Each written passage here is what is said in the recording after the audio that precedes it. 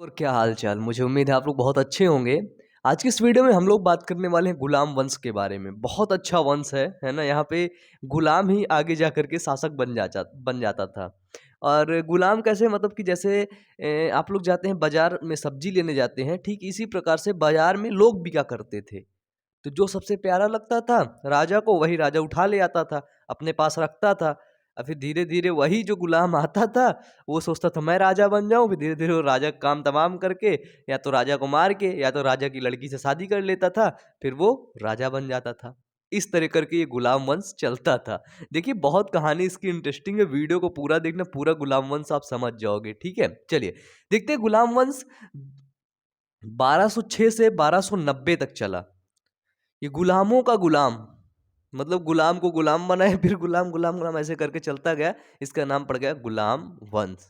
ठीक है, इस गुलाम वंश को दास वंश के नाम से भी जानते हैं, इलबरी वंश के नाम से भी जानते हैं और ममलूक वंश के नाम से भी जानते हैं। गुलाम वंश का जो पहला शासक था, या फिर हम बोल सकते हैं इसका संस्थापक जो था, वो था कुतुबुद्दीन ऐबक। गुलाम वंश का संस्थापक कौन था? कुतुबुद्दीन ऐबक। अगर पूछा जाए ये किसका गुलाम था, तो ये गौरी का गुलाम था। किसका गुलाम था? गौरी का गुलाम था। फिर क्या हुआ कि इसने गौरी गया था भैया बाजार में, गुलामों के बाजार में, दिखा कुतुबुद्दीन ऐबक सुंदर लग रहा था। गौरी बोला चल मेरे साथ। कुतुबुद्दीन ऐबक बोला चलो चलो, मैं तो चला। है ना, जो गरीब होते थे लोग, जिनके पास खाने वाने कुछ नहीं था, सोचते थे भाई चलो गुलामों के बाजार में रह जाओ और जहाँ जाओगे खाने वाने को तो मिलेगा ही। तो इस तरह, तो फिर जब ये पहुंचा गौरी के दरबार में, तो गौरी के दरबार में घोड़े ओड़े की रक्षा करने के लिए इसको दे दिया गया कुतुबुद्दीन को।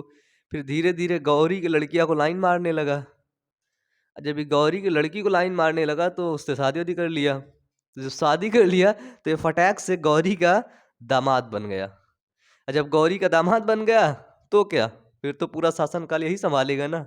इस तरह करके ये कुतुबुद्दीन ऐबक 1206 से 1210 तक ये शासन करता है और यही गुलाम वंश की स्थापना कर देता है। क्योंकि ये पहला गुलाम था जो शासक बन गया था। क्या था? पहला गुलाम था जो ये शासक बन गया था। फिर जो है ऐबक ने क्या किया पता है? ऐबक हाथियों का दान करने वाला बहुत अच्छा शासक माना जाता था। हाथियों का दान ऐबक बहुत करता था। इसके बाद क्या है, ऐबक ने 2.5 दिन का झोपड़ा अजमेर में बनवाया और ऐबक को गुंबद कला और मेहराब कला का जनक कहा जाता है। अगर पूछा जाए ऐबक को क्या बोला जाता है, तो ऐबक को गुंबद कला और मेहराब कला का जनक कहा जाता है। ऐबक का जो मकबरा है वो लाहौर में बनाया गया। उसको किसने बनवाया? तो उसको इल्तुतमिश ने बनवाया। किसने बनवाया? तो उसको इल्तुतमिश ने बनवाया। अब बात करते हैं कि गुलाम वंश का दूसरा शासक कौन है। तो बॉस मतलब कि गुलाम वंश का जो है दूसरा शासक वो है आराम शाह। क्या है? आराम शाह। जैसे इनका नाम है वैसे ये आराम से लगता है शासन करते थे। 1210 में इन्होंने शासन काल लिया, 1211 में ये चल बसे। है ना, 1211 में इनसे शासनकाल छीन लिया गया। क्यों? क्योंकि जो आराम शाह थे वो ऐबक के पुत्र थे। ऐबक के पुत्र थे। कौन? आराम शाह। आराम शाह ऐबक के पुत्र थे। तो ऐबक के पुत्र जो है आराम शाह को इल्तुतमिश ने देख रहा था, तो इसको इल्तुतमिश ने हरा दिया जूड़ के युद्ध में। जूड़ के युद्ध में इल्तुतमिश ने आराम शाह को हरा दिया और फिर शासनकाल किसके हाथों में आ गया? वो आ गया इल्तुतमिश के। अब देखो, तो गुलाम वंश का तीसरा शासक कौन था? वो था इल्तुतमिश। 1211 में इसने पद संभाला, गद्दी संभाली। 1236 तक इसने अपनी गद्दी को ले गया। कौन? इल्तुतमिश। सोचो कितना खिलाड़ी इंसान था। इल्तुतमिश कौन था? तो भाई साहब इल्त इल्तुतमिश जो था वो ऐबक का गुलाम था। कुतुबुद्दीन ऐबक। तो कुतुबुद्दीन ऐबक जब राजा बना था तो वो भी गुलामों के उसमें गया था, गुलामों की बाजार में। बोला चलो गुलाम गुलाम खरीद लाते हैं हम भी। तो इल्तुतमिश बड़ा प्यारा दिखा, बहुत अच्छा लग रहा था देखने में, बिल्कुल हैंडसम, बिल्कुल इनोसेंट सा बैठा था। तो ऐबक ने बोला भाई क्या नाम है तेरा? बताया भाई ये वो कितने का देगा? उसको ले आया, बोला चल मेरे महल में। उसको ले आया। इसके बाद ऐबक को क्या पता कि यही राज करने लगे। ऐबक ने तो काम वाम करने के लिए लाया था, तो जब ऐबक का बचवा पैदा हुआ आराम शाह तो गद्दी संभाला, लेकिन इल्तुतमिश क्या किया, आराम शाह को हरा दिया। 1236 से गद्दी कौन सा 1211 से गद्दी कौन संभाल लिया, इल्तुतमिश। ठीक है, ऐबक का गुलाम था। और अगर पूछा जाए ऐबक किसका गुलाम था, तो तो ऐबक गौरी का गुलाम था। किसका गुलाम था, गौरी का गुलाम।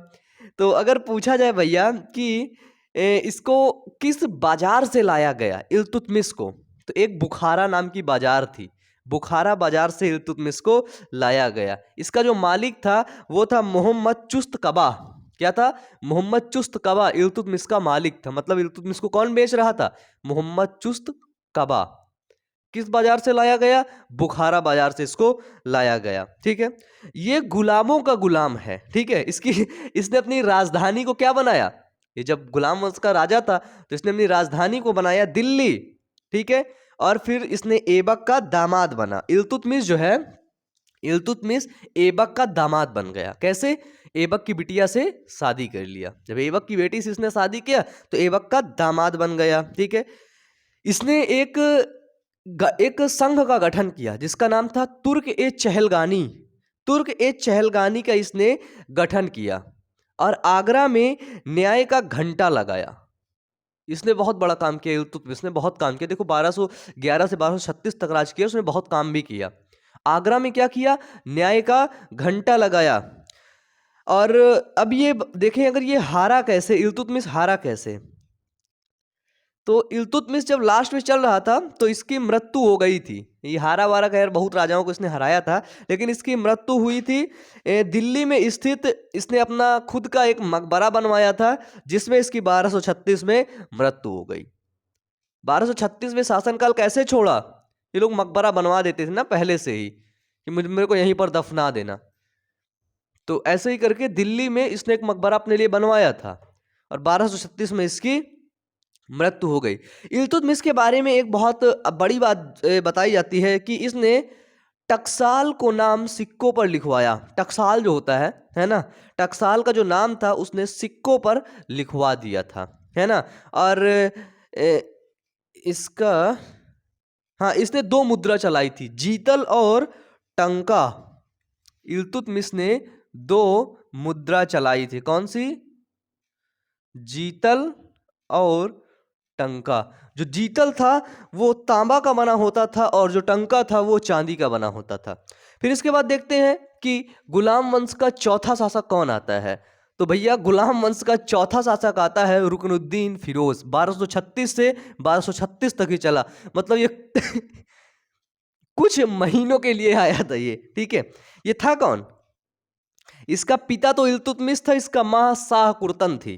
ठीक है, तुर्कान, शाह तुर्कान के नियंत्रण में ये काम कर रहा था। कौन, क्योंकि इल्तुतमिश खत्म हो चुके थे, इल्तुतमिश का ये बचवा था। कौन था, बचवा था रुकनुद्दीन ऐबक, रुकनुद्दीन फिरोज। तो इसने 1236 में 1236 में ही इसने वो किया। ठीक है, फिर क्या हुआ, इसमें खिलाफत हुई और इसकी गर्दन कटवा दी गई। किसकी, रुकनुद्दीन फिरोज की गर्दन कटवा दी गई। खिलाफत मतलब अंदर में हुई। अब क्या होता है, अब जब इसकी गर्दन कटवाई तो 5वां शासक आएगा, अब कोई फिर राज करने के लिए आएगा। तो राज करने के लिए अब आती है, क्योंकि देखो यहां से इल्तुतमिश के बाद से रुकनुद्दीन फिरोज में ये जो काम कर रहा था अपने माँ के नियंत्रण में काम कर रहा था। ठीक है, माँ के नियंत्रण में। अब जो 5वां शासक आती है वो आती है रजिया सुल्तान, नाम तो सुना ही होगा। रजिया सुल्तान 1236 से 1240 4 साल के लिए लड़ने के लिए आती है रजिया सुल्तान। इसमें होता क्या है, ये तुर्की इतिहास की पहली महिला शासक थी मुस्लिम महिला शासक। जो तुर्की इतिहास था उसकी पहली मुस्लिम महिला शासक थी, क्योंकि आज तक तुर्की इतिहास में किसी महिला के हाथों में पूरा शासनकाल, पूरी शासन व्यवस्था नहीं दी गई थी, पहली बार दी गई थी।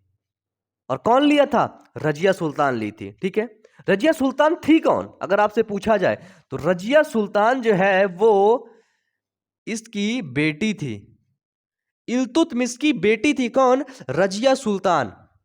रजिया सुल्तान इल्तुतमिश की बेटी थी। इसके खिलाफ विद्रोह हुआ। ठीक है, इसके खिलाफ जब विद्रोह हुआ तो मतलब तुर्क ए जो चहलगानी था, देखो तुर्क ए चहलगानी की स्थापना किया था इधर ही, है ना, इल्तुतमिश। तुर्क ए चहलगानी क्या था? तुर्क ए चहलगानी मतलब कई लोग आपस में मिल करके राजा का गठन करते थे, ये राजा बनेगा।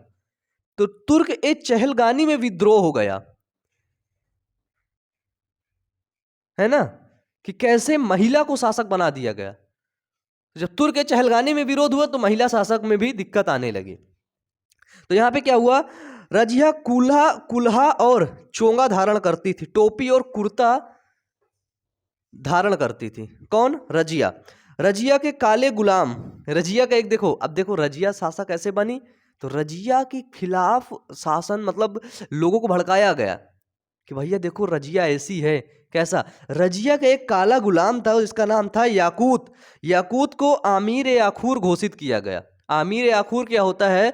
घोड़े ओड़े पर अस्तबल की देखरेख करने वाला होता है आमीर ए आखूर। तो घोड़े के लिए तो रजिया जब जाती थी, है ना, तो रजिया ऐसे चल के थोड़ी ना घोड़े में बैठ जाती थी, तो वो याकूब जो था उसको पकड़ के ऐसे बैठा देता था। क्या करता था? पकड़ के बैठा देता था। तो लोगों ने एक वो मतलब उसके खिलाफ वो करने लगे कि जो याकूब है ना वो रजिया का आशिक है, ऐसे बोलने लगे। और पूरे अपने शहर में, है ना, जितना उसका शासन वो था, वहां पर इस बात को फैला दिया गया कि याकूब रजिया का याकूत जो है वो रजिया का आशिक है। ठीक है। फिर क्या हुआ? रजिया को याकूत को मरवा दिया गया। याकूत को मरवा दिया गया तो क्या हुआ? फिर इसके बाद इसको वो जो है अल्तुनिया था, अल्तुनिया से इसने शादी करने के लिए बोला था रजिया ने, तो इसको भटिंडा में उसको कैद करवा लिया गया। तो ये लोग कहाँ पे थे अभी? ये लोग अभी थे दिल्ली में, है ना, दिल्ली से ही ये सब चीजें चल रही थी। तो जब रजिया को पता चला तो भाई रजिया भी दिल्ली का शासनकाल छोड़कर चली गई, भाग गई, है ना। कहाँ भाग गई? ये भाग गई थी कैथल हरियाणा भाग गई थी। ठीक है, कैथल हरियाणा। इसके बाद आता है छठवां शासक। छठवां शासक आता है बलराम शाह, बहराम शाह, सॉरी, बहराम शाह। ये कब करता है? तो जब ये 1240 से रजिया गई थी, इसको मार भी दिया गया था बाद में शायद, है ना। तो 1240 से 1242 तक बहराम शाह शासक करता है ना। बहराम शाह कौन था? तो बहराम शाह भी इल्तुतमिश का पुत्र था, इल्तुतमिश का बेटौना था। कौन था? बेटौना, बेटवा था, है ना। तो इल्तुतमिश का ये बेटा था। और इसने क्या किया था? इसने एतगीन का भरवा, हाँ, इसके नेतृत्व में क्या हुआ था? मंगोलों ने आक्रमण किया था 1241 में। ठीक है, 1241 में बहराम शाह के मतलब जब राज कर रहा था तो उसी में मंगोलों ने आक्रमण कर दिया था। ठीक है। सातवां शासक फिर कौन था? सातवां शासक था ये महमूद शाह। सातवां शासक महमूद शाह। महमूद शाह कौन था? तो ये रुकनुद्दीन फिरोज का पुत्र था। ये जो रुकनुद्दीन फिरोज है इसका पुत्र था। कौन? महमूद शाह। समझना भाई, ये बहुत आसपास में वो, इसीलिए सब एक बार में लिख दिया हूं मैं, ताकि यहाँ से सारी चीजें क्लियर हो जाएंगी। और अगर एक एक को बताता तो फिर दिक्कत होती, बहुत वीडियो लंबा भी हो जाता, है ना। तो फिर ये भी, इसका भी क्या हुआ, इस 1246 तक इसने राज किया। फिर इसके बाद इसको बोला गया बेटा चल तू भी हट। तो आठवां शासक आता है नसरुद्दीन महमूद, जो 1246 से 1266 तक राज करता है। ये याद रखना, नसरुद्दीन महमूद है वो 1246 से 1266 तक राज करता है। इसमें होता क्या क्या, ये कौन था? अरे सबसे पहले ही समझते हैं। तो जो रुकनुद्दीन महमूद था, नसरुद्दीन महमूद था, वो इल्तुतमिश का पुत्र था। देखो भैया, इल्तुतमिश वाला खतरनाक थे सब, है ना। तो ये इल्तुतमिश का पुत्र था और इसको सल्तनत काल का औरंगजेब भी कहा जाता था। ठीक है, ये कौन था? तो ये इल्तुतमिश का पुत्र था, इसको सल्तनत काल का औरंगजेब भी कहा जाता था। ये टोपी सीकर जीवन व्यतीत करता था, टोपी, और ये महिलाओं के कपड़े भी पहन लेता था, है ना, महिलाओं के कपड़े। तो क्या हुआ इसमें, जब आमीर ए आखूर घोषित किया गया, है ना, जो है नायाब ए मुमलिकात, इसने एक नया वो कर दिया था, नायाब ए मुमलिकात। तो जो नायाब ए मुमलिकात इसने घोषित किया, तो नसरुद्दीन महमूद ने ऐबक को बना, वो सॉरी बलबन को बना दिया। और बलबन ने बोला हमारा शासन होगा। जब इसने बलबन को बनाया नायाब ए मुमलिका, तो बलबन ऐसे बोला। तो बलबन क्या किया कि इससे वो करने के लिए अपनी बिटिया से शादी करवा दिया और फिर उसको जहर दे के मार दिया, लोगों को बता दिया कि बीमार था इसलिए मर गया। ठीक है, देखो सास मतलब उस गद्दी को हड़पने के लिए कितने कितने समय में लोग मर रहे थे, देखो कितनी लालच भरी पड़ी थी उस गद्दी को लेकर के। अब क्या होता है, अब देखो अब बलबन राज करने के लिए आता है। नौवां शासक कौन बनता है, बलबन का शासनकाल। बलबन का शासनकाल 1266 से 1287 तक चला, बलबन का शासनकाल। बलबन ने क्या किया, बलबन द्वितीय इल्वरी वंश की शुरुआत थी, है ना, क्योंकि यहां से प्रथम इल्वरी वंश खत्म हो गया था। अब द्वितीय इल्वरी वंश की शुरुआत थी। इल्तुतमिश का गुलाम, है ना, सबसे छोटा ताकतवर जो था, है ना, ये था जो है बलबन था। ये बहुत ढेर सारे लड़ाई वड़ाई किया, देखो तुर्क चहलगानी का सबसे पहले इसने खात्मा कर दिया। तुर्क चहलगानी जो राजा के बारे में वो करते थे, राजा को डिसाइड करते थे, हटाते थे, बनाते थे, तो इसने सबसे पहले तुर्क चहलगानी को निशाना बनाया, खत्म कर दिया कि भाई तुम लोग हटो, पहले तुम लोग हट ही जाओ। ठीक है, तो इसने क्या किया, इसने पहली बार गैर इस्लामिक प्रथा दिल्ली सल्तनत में लागू की। दिल्ली सल्तनत में पहले इस्लामिक प्रथा लागू होती थी, लेकिन बलबन ने क्या किया, गैर इस्लामिक प्रथा भी दिल्ली सल्तनत में लागू कर दी। फारसी पद्धति में दरबार का गठन किया। कैसे, फारसी पद्धति में सैनिक के लिए नगद वेतन की व्यवस्था कर दी। पहले से उसको वेतन दे दिया गया सैनिक को, तुम लोग वेतन लेते रहो, खाते, जो लड़ाई होगी तो चलना मतलब लड़ने के लिए, है ना। बलबन अच्छा शासनकाल था, इसने बहुत वो किया, है ना। इसने दो विभाग बनाए, बलबन के दो विभाग हैं, एक गुप्तचर एक सैन्य, ये बहुत इंपॉर्टेंट है। बलबन जो है, बलबन के दो विभाग थे, एक था गुप्तचर विभाग, एक था सैन्य विभाग। गुप्तचर मतलब जो बलबन के खिलाफ साजिश करता था, गलत बोलता था, वो गुप्तचर विभाग उसको कैप्चर कर लेता था और एक सैन्य विभाग था, समझ रहे हो। इसके बाद क्या था, बलबन को पता है लड़ाई वड़ाई हुई थी, क्योंकि बलबन के समय में मंगोल का फिर आक्रमण हुआ। जब बलबन के समय में मंगोल का आक्रमण हुआ बंगाल में, तो वहां पर शासन कर रहा था तुगरिल खां। तुगरिल खां बलबन का पुत्र था। जब मंगोल का आक्रमण हुआ तो बलबन भागा तो बलबन पहली बार भागा था, और जब बलबन गया था, घर यहाँ से बाहर गया था, बहुत खतरनाक शासक था, उसकी खाल उतरवा ली थी समझ रहे हो। इसके बाद यहाँ पे 10वां शासक कौन आता है, 1287 के बाद जब बलबन की खाल उतार ली गई, तो 10वां शासक कौन आया, वो आया कैकूबाद। ठीक है, कैकूबाद 1287 से 1288 तक इसने अपना शासन किया, है ना, एक ही साल के लिए। और 11वां शासक आया कैमूर्स, 1288 से इसने 1290 तक इसने शासन किया। ये गुलाम वंश का अंतिम शासक था। ठीक है, अगर आपसे पूछा जाए कि गुलाम वंश का पहला शासक, तो वो था कुतुबुद्दीन ऐबक। ठीक है, गुलाम वंश का अंतिम शासक तो वो है आपका कैमूर्स। अब ये अंतिम शासक में क्या हुआ, तो जलालुद्दीन फिरोज खिलजी, ठीक है, यहीं से खिलजी डायनेस्टी की स्थापना होती है और आपका गुलाम डायनेस्टी का खात्मा होता है। ठीक है, गुलाम डायनेस्टी का पहला शासक कुतुबुद्दीन ऐबक और गुलाम डायनेस्टी का अंतिम शासक कैमूर्स था। खिलजी वंश का जो संस्थापक कौन था, फाउंडर कौन था, वो था जलालुद्दीन फिरोज खिलजी। 1290 में इसको मार दिया, इसकी हत्या कर दी और यहीं से खिलजी वंश की स्थापना कर दी। यहीं से क्या किया, खिलजी वंश बना दिया। मुझे उम्मीद है ये क्लास आपको समझ आई होगी। वीडियो अच्छा लगा होगा, वीडियो अच्छा लगा हो तो प्लीज वीडियो को लाइक कर देना, अपने दोस्तों के पास शेयर कर देना। मिलते हैं नेक्स्ट वीडियो में, wish you all the best, thank you.